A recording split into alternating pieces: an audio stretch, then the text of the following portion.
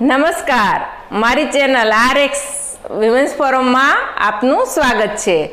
હું આજે રેસીપી જે લઈને આવી છું એ છે કાચો ઓળો। અત્યારે શિયાળામાં બધાના ઘરમાં ઓળો તો બનતો જ હોય છે, પણ આજે આપણે જે બનાવીશું એ ગામડાઓમાં બનતો એક અલગ રીતનો કાચો ઓળો છે, જે વઘાર્યા વગરનો છે અને બહુ સરસ રેસીપી છે। તો ચાલો આપણે એને આજે જોઈએ।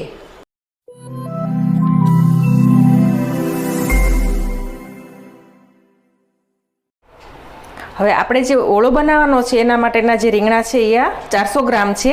એમાં આપણે અંદર લસણ નાખી અને શેકવાના છે, જેથી એમાં ફ્લેવર બેસી જાય। આ રીતે અંદર લસણ ભરાવાના છે, બંને સાઈડ કાપો પાડીને। તો આ જે કાપો પાડ્યો છે એમાં આપણે આ રીતે અંદર લસણ ભરાવી દેવાનું છે, બંને સાઈડ આ રીતે।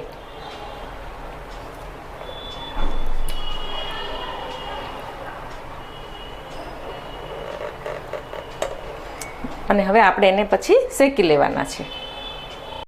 તો હવે આપણે આ બંને રીંગણાને વારાફરતી આવી રીતે શેકી લેશું, અને શેકવા માટે એને થોડી થોડી વારે ફેરવી લેવાના છે આપણે આ રીતે, અને એ રીતે શેકી લઈએ આપણે। હવે આપણે આ રીંગણા છે એ ગેસ ઉપર શેકી લીધા છે અને તૈયાર થઈ ગયા છે। તો હવે એને આપણે આ રીતે એની ઉપરથી છાલ બંનેની ઉતારી અને આપણે એનો માવો તૈયાર કરી લઈએ।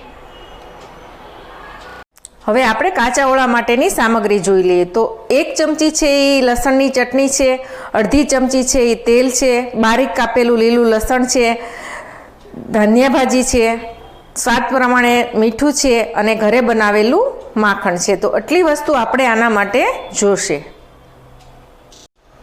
તો હવે આપણે આ કાચા ઓળાને તૈયાર કરી લઈએ। આ આપણે આમાં બાઉલમાં લઈ લઈશું।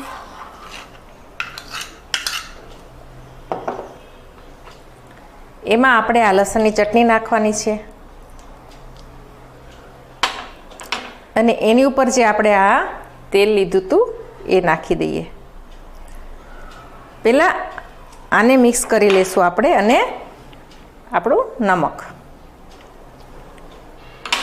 આને આપણે પહેલાં સરસ રીતે મિક્સ કરી લઈએ। કાચું તેલ અને લસણના લીધે સરસ સ્મેલ એમાં આવશે, એકદમ ટેસ્ટી લાગશે, બરાબર। હવે એમાં આપણે આ જે ઝીણું સમારેલું છે લીલું લસણ નાખી દઈએ,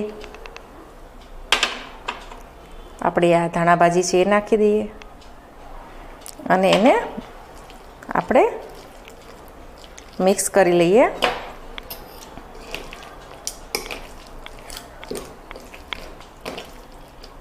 હવે આમાં માખણ તમારે જો નાખવું હોય તો નાખવાનું છે, લાગે તો સરસ જ છે।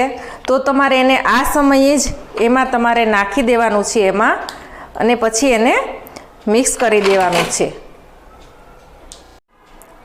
તો હવે આપણી આ એક સરસ મજાનો કાચા ઓળાની ડીશ તૈયાર થઈ ગઈ છે। હજી આમાં તમે એને ઢુંગારી પણ શકો છો, અને એ જો કઈ રીતે ઢુંગારો એ તમને ન ખ્યાલ હોય તો મારા આગલા એક વિડીયોમાં મેં એ તમને ઢુંગારેલી છાશ બતાવી છે, એ જ પ્રમાણે આને પણ ઢુંગારી શકાય છે। તો હું એની લિંક તમને નીચે ડિસ્ક્રિપ્શન બોક્સમાં આપી દીધેલી છે, તો તમે એ જોઈ લેજો। તો બસ મારી આ જો તમને ડીશ ગમી હોય તો મારી ચેનલને લાઈક કરજો, શેર કરજો અને સબસ્ક્રાઈબ કરવાનું ભૂલતા નહીં।